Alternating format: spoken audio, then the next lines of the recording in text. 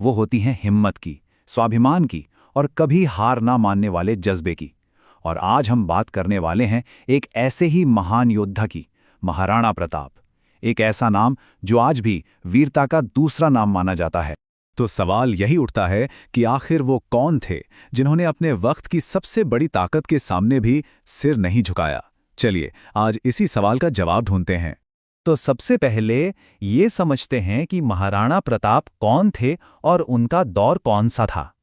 तो कुछ बेसिक बातें जान लेते हैं।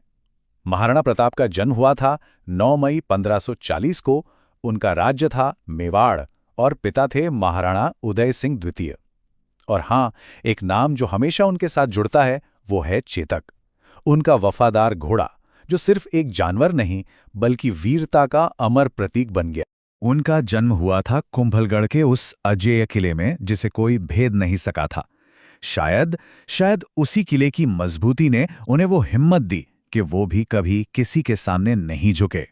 अब बात करते हैं उनके जीवन के सबसे बड़े, सबसे अहम मोड़ की। एक ऐसा युद्ध जिसने इतिहास के पन्नों पर उनका नाम हमेशा के लिए लिख दिया, हल्दी घाटी का युद्ध।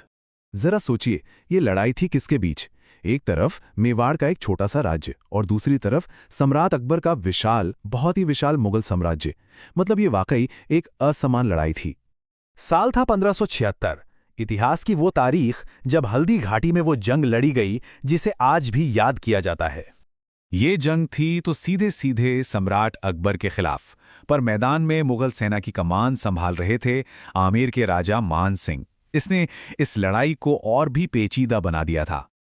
लेकिन हल्दी घाटी सिर्फ एक दिन की लड़ाई नहीं थी। ये तो महाराणा प्रताप के पूरे जीवन का उसूल था, उनका संघर्ष और उनका स्वाभिमान। बस ये एक लाइन उनके पूरे किरदार को बयां कर देती है। उस दौर में जब बड़े बड़े राजाओं ने मुगलों से संधि कर ली थी, प्रताप ने आज़ादी का रास्ता चुना। और ये रास्ता आसान बिल्कुल नहीं था। सोचिए, अपनी राजधानी चित्तौड़गढ़ को हारने के बाद भी उन्होंने हिम्मत नहीं हारी। उन्होंने अरावली के जंगलों और पहाड़ों को ही अपना घर बना लिया और लड़ाई वहीं से जारी रखी। ये दिखाता है कि उनका संकल्प कितना मजबूत था। और इस मुश्किल सफर में उनका सबसे बड़ा साथी था चेतक। चेतक की वफादारी और बहादुरी के किस्से तो आज भी सुनाए जाते हैं। कैसे उसने अपने मालिक की जान बचाने के लिए अपनी जान दे दी थी। तो ये सारा संघर्ष, ये सारी लड़ाइयां, आखिर इनकी विरासत क्या है? एक ऐसी विरासत जो आज भी जिंदा है। अगर उनकी जिंदगी को देखें तो 1540 में जन्म, फिर 1576 का वो बड़ा युद्ध और 1597 में उनकी मृत्यु तक हर पल संघर्ष से भरा था। लेकिन यही संघर्ष उनकी अमर विरासत की वजह बना। तो आखिर में महाराणा प्रताप की कहानी सिर्फ एक राजा की कहानी नहीं है।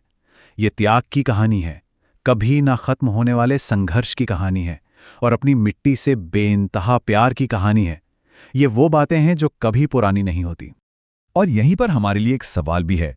आज की दुनिया में जब हम सब अपनी अपनी लड़ाइयां लड़ रहे हैं, तो महाराणा प्रताप की जिंदगी हमें आत्मसम्मान, आज़ादी और अपने उसूलों पर टिके रहने के बारे में क्या सिखाती है?